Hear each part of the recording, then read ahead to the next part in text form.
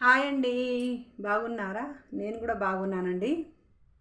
కొంచెం కట్నం ఎక్కువ తెచ్చిన కోడలు అత్తగారింటికి వచ్చినాక విర్ర వీగుతుందండి.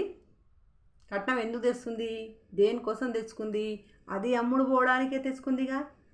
ఇప్పుడు అత్తగారు కట్నం డిమాండ్ చేసినప్పుడు మాకు లేదు, మేము ఇవ్వము అంటే వాళ్ళు ఏమైనా బలవంతం చేస్తారా మీకు? బలవంతం చేయరుగా. మీ ఇష్టమై మీరు ఇస్తేనే అత్తగారు తెచ్చుకుంటారు, అబ్బాయి వాళ్ళు కట్నం తెచ్చుకుంటారు. లేకపోతే ఎందుకు తెచ్చుకుంటారండి? నేను కాక కట్నం తెచ్చినా అని విర్ర వీగుతుందండి కోడలు. అవసరమా? ఎవరైనా జాబ్ చేసే వాళ్ళైతే ఇక నా అంత మునగాడే లేదు, అది నా అంత మునగత్తే లేదని ఫీల్ అవుతుంటుంది. మగనికి కూడా లెక్క చేయదు జాబ్ చేస్తుంటే. కొంతమంది ఉన్నారు కదా, అలాంటి వాళ్ళ కోసమే నేను మాట్లాడుతున్నా. మంచి వాళ్ళ గురించి నేను మాట్లాడట్లేను. కొంతమంది అలా చేస్తారండి. మగవాళ్ళకు కూడా బెదిరిస్తూ ఉంటారు. మీ అమ్మ వద్దు, మీ నాన్న వద్దు, మనమే ఉందాం, పెళ్ళి కాగానే మనం ఇద్దరమే ఉందాం, మేమే తోపులం, నేను జాబ్ చేస్తున్నా కదా, నేను కట్టం తెచ్చినా కదా, నా మాటే వినాలి అని చాలా వరకు ఆడవాళ్ళు అలా అంటూ ఉంటారు, అమ్మాయిలు. అందుకని యాడ్ నుంచి వచ్చిండమ్మా నీకు మగడు? అత్తలేంది యాడ్ నుంచి వచ్చిండు, మామలేంది యాడ్ నుంచి వచ్చిండు, నువ్వు ఒక్కదాని పీకి తెచ్చుకున్నావా?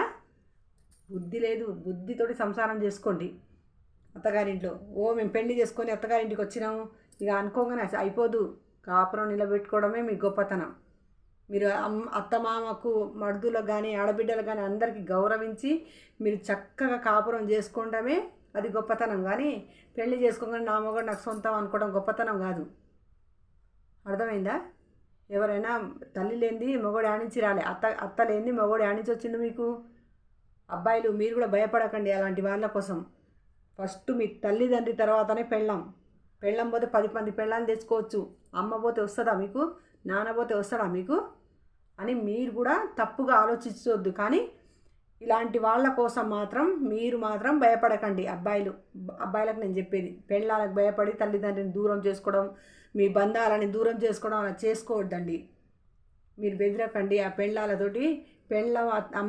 మీ అమ్మ వద్దు, మీ నాన్న వద్దు అంటే దానికి సిగా ముక్కు 2 కోసి ఎలగొట్టండి. అర్థమైందా మీకు? ఏం చేస్తుంది అది? నాకు తల్లి కావాలి, నాకు తండ్రి కావాలి, నాకు పెళ్ళం కావాలి, అందరూ నాకు కావాలి అని అంటే ఏం చేస్తుంది పెళ్ళం? ఏం చేస్తుంది? ఏమైనా చేస్తుందా? వదిలేసి వెళ్ళిపోని.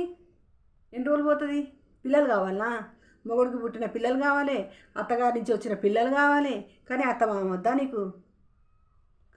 అలా చేస్తే అలా చేసిన వాళ్ళకే నేను చెప్పేది, అలా చేయకూడదు. మీరు బుద్ధిగా కాపురం చేసుకోండి. నేను జాబ్ చేస్తున్నాను, నేను కట్నం తెచ్చినాన్ని విర్ర వీగకండి. మీరు భర్తకు కానీ, అత్తమామకు కానీ, మర్దులకు కానీ, ఆడబిడ్డలకు కానీ గౌరవించండి. మీ కాపురం మీరు నిలబెట్టుకోండి. అమ్మ మాట విని, నాన్న మాట విని, అక్కల మాటలు విని, చెల్లెళ్ళ మాటలు విని, తమ్ముళ్ళ మాటలు విని, పిన్నిల మాటలు విని, బాబాయిల మాటలు విని మీ కాపురం మీరు ఖరాబ్ చేసుకోకండి. అర్థమైందా? మేము కట్నం తెచ్చినామని మీరంటే, కట్నం ఓడేమనండి నీకు? నువ్వు అమ్ముడు పోవడానికే తెచ్చినావు, నువ్వు అత్తగారింటికి పోవడానికే తెచ్చుకున్నావు.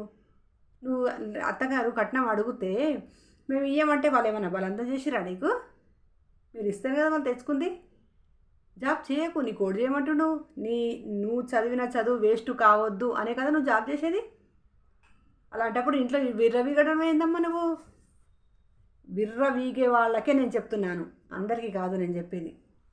జాబ్ చేస్తున్నాను అని ఇంట్లో మొగోన్ని అందరినీ లెక్క చేయకుండా ఉండే ఆడళ్ళ గురించే నేను చెప్తున్నా.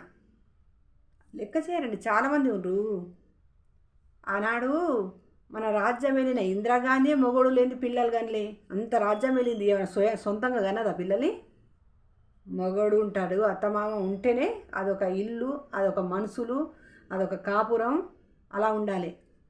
మా అంతకు మేము పోతాం, నా మొగడిని తీసుకొని నేను పోతా, నా మొగడే నాకు సొంతం, పెళ్ళి కాగానే ఎన్నించి వచ్చిందమ్మా నీకు మగడు?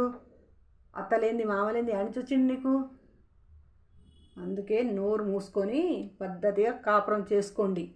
అన్నీ అమ్మగారింట్లో ఎంత గౌరవంగా ఉంటారో అత్తగారింట్లో కూడా అంత గౌరవం నిలుపుకోండి. మీరు వీళ్ళకి అత్తమామకు లెక్క చేయకుండా, ఆడబిడ్డలకు మడుదులకు లెక్క చేయకుండా ఉంటే మిమ్మల్ని కూడా కుక్క కూడా లెక్క చేయడు. అర్థమైందా? ఇన్స్టాగ్రామ్లో పెట్టే దొంగ ముండ కోసమే నేను ఈ వీడియో పెడుతున్నాను. అది ఎప్పుడు అత్తల మీద పడి ఏడుస్తుంది. దానికి ఏం రోగం పుట్టిందో, లేకపోతే దాని లైఫ్లో అలా జరుగుతుందో, కానీ ఎప్పుడు అత్తల మీద పడి ఏడుస్తుంది. అందుకే నేను కోడళ్ళ గురించి చెప్తున్నాను. చెడుగా ఉన్న కోడళ్ళ గురించి చెప్తున్నా, మంచిగా ఉన్న కోడళ్ళ గురించి నేను చెప్తలేను. చెడుగా ఉన్న కోడళ్ళ గురించి చెప్తున్నాను. నన్ను అపార్థం చేసుకోకండి, నన్ను అర్థం చేసుకోండి. ప్లీజ్ దయచేసి నా వీడియో లైక్ చేయండి, సబ్స్క్రైబ్ చేసుకోండి. ఓకేనా? బాయ్.